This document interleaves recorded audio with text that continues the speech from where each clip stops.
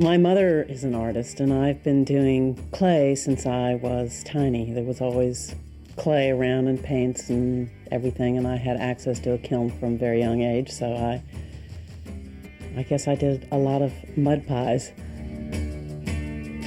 I think I like clay the most because it's so versatile. I find that I can do anything I want with it, and lots of my pieces, I think, are illustrations in clay.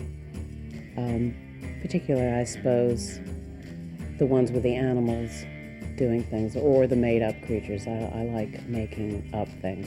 I've always sort of, maybe you shouldn't put this on, but I've always seen faces everywhere in patterns. Lots of people do, but I see faces in lots of places, and I just like, I like making them. I like trying to make a very small face that looks real, but you know it's not real because it's way too small.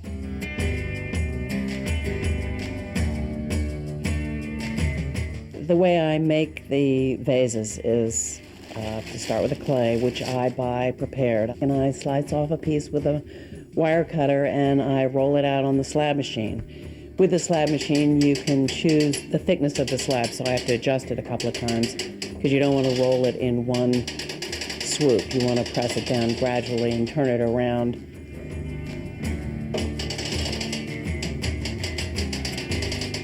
Then I smooth the canvas impression off of the clay slab with a rib and transfer it to a board to work on. I smooth both sides, and then I have a collection of old lace and some stamps that I've made, and I emboss a pattern onto the slab. Then I use a needle tool and I freehand the shapes. I just sort of estimate what I think I'm going to do and cut the shapes. And I assemble the pieces sort of willy-nilly, deciding as I go how things are going to look. And then I smooth the seams together and to figure out where the face is going to go. And I start with the eyes at the top. I actually make a socket and drop the eyeball in and then do the lid around the socket, which makes it more lifelike and expressive. And then I bring the nose down. I put the face on one of the seams of one of the angled seams of the pot. I think it lends itself nicely to that sort of angle of the face. I do the nose, the nostrils and stuff, and then the last thing I do is the mouth, and I use little wooden tools that I've had. Actually, my favorite tool I've had since college, and it's a pretty old tool, but I still use it every day.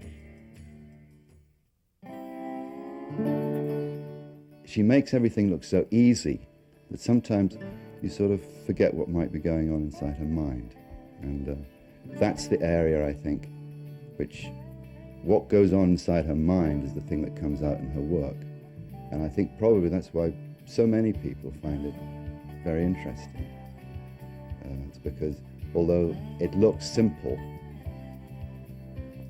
it's not. I like the way they interact. You get to see them looking at each other or leaning into each other. And I don't tell the story. I like the story that ensues from the pieces. I want people to look at either a group or a single piece and come up with their own story of what's happening. I could come up with a story, but every time I look at it, I come up with a different story.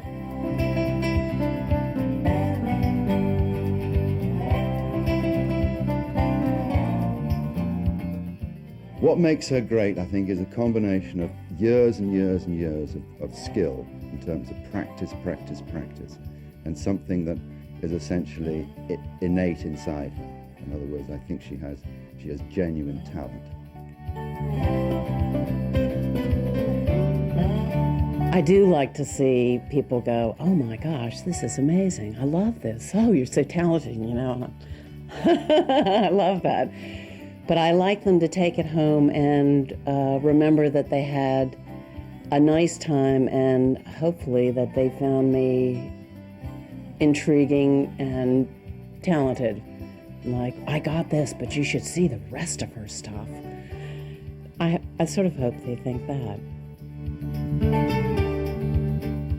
Lots of times I have a vague idea of what I want to do, but my pleasure and I'm most comfortable just following the clay.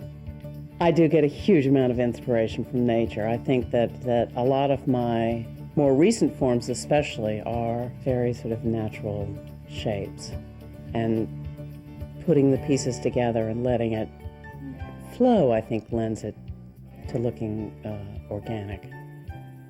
I have a real soft spot for my little monsters, and I love making the little monsters. I really do. But at the moment, I am really enjoying the slab machine and trying to make bigger and bigger work with more elaborate lines and pieces that intertwine, maybe.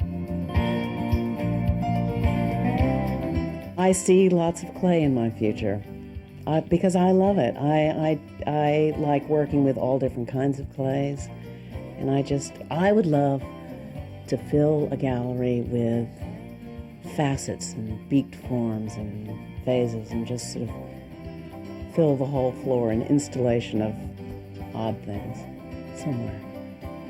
But I love working in clay, so I imagine I will be like Beatrice Wood. I hope to be like Beatrice Wood, and I'll be tottering into my studio at the grand old age of 100 and something, and fiddling around with something, making some little clay figure.